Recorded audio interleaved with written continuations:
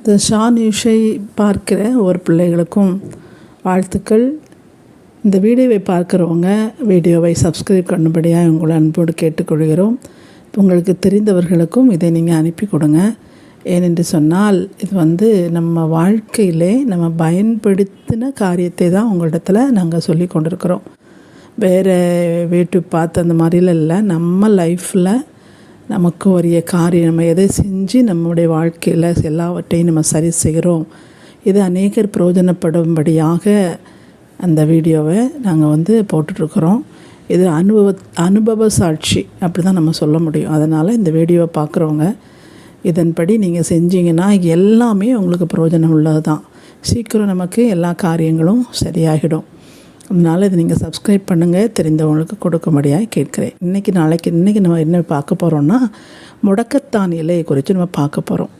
ஒரு 40 வயசு 50 வயசு ஆனோன்னா இப்போமெல்லாம் பாருங்கள் எல்லாருக்கும் முட்டு வலி வந்துடுது.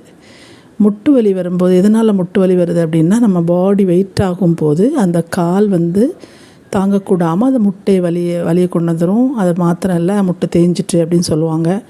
இப்போ உங்கள் அந்த முட்டு வலி வரும்போது பார்த்திங்கன்னா மருத்துவமனைக்கு போய் டாக்டரை காணிச்சா எலும்பு தேஞ்சிட்டு அப்படின்னு சொல்கிறாங்க. நிறைய மருந்துகள் சாப்பிட சொல்கிறாங்க. விட்டமின்ஸு குறைஞ்சிட்டு அப்படின்னு சொல்கிறாங்க. நம்ம அதெல்லாம் வாங்கி சாப்பிட்டு ரொம்ப நாட்கள் மாத்திரைகளெல்லாம் நம்ம சாப்பிட்ட பிறகும் அந்த முட்டு வலி நமக்கு போகலை. அப்போ நம்ம என்ன பண்ணுறோம் அப்படின்னு சொன்னால், இப்போதைக்கு நம்ம முட்டு வலி மாறுவதற்கு நாம் என்ன செய்கிறோம் என்று சொல்லி பார்த்தா, முடக்கத்தான் இலை என்கிற இலை இருக்குது. அது நீங்கள் வயல் பக்கங்களில் இருக்கும், சந்தைகளில் இருக்கும்.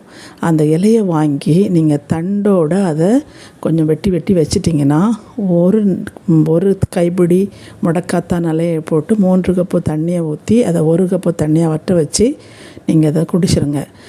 3 நாள் தொடர்ந்து நீங்கள் குடிங்க. அந்த முட்டு வலி ரொம்ப சுகமாயிடும். இது அனுபவமாக நாங்கள் பார்த்ததை நாங்கள் சொல்கிறோம். அதன் பயன்களை நீங்கள் பெற்றுக்கொள்ளுங்கள்.